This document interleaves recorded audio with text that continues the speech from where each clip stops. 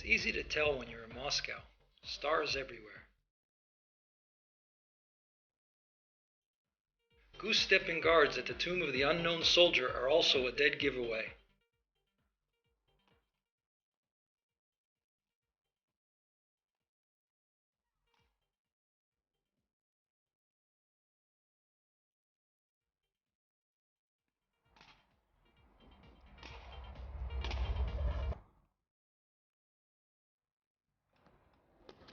Let's take a look around.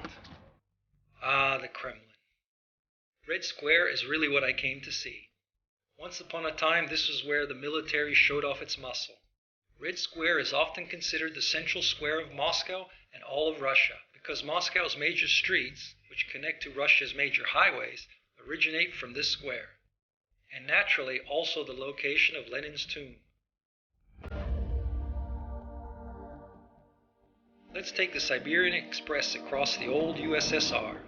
Time to catch a 40-plus hour train to Novosibirsk. The frequent stops provide everything: books, beer, food, and vodka naturally. This was a very long first leg. And 2 days later, Novosibirsk. And naturally more statues of Lenin. Oh, and his teammates. After a week-long side trip to Mount Beluga, I hopped back on the Siberian Express. 2 more days of trains to reach Krasnoyarsk, and more of Lenin and his pals. At this stop I managed to check into a local high-end Russian hotel by posing as a Russian. The fact that I don't actually speak Russian didn't seem to be a problem. After a few days of boredom, I headed east on another long, slow train.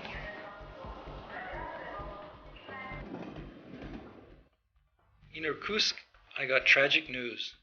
I got Ed's email about Mike Wittenberg, who died in a helicopter crash in Bosnia. And it really is quite grounding. Every day is their last, but it's a little bit different when someone you know and someone who's close to you does in fact pass away. And then back on the train to Mongolia.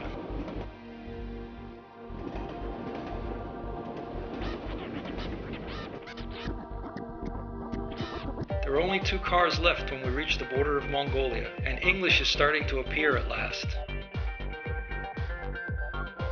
With some more cars added to our train, we were off again.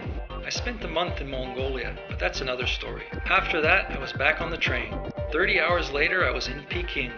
This was a 9,000 kilometer or 5,600 mile 7-day and 7-night trip that actually took me 2 months to complete. Not such a bad pace if you ask me.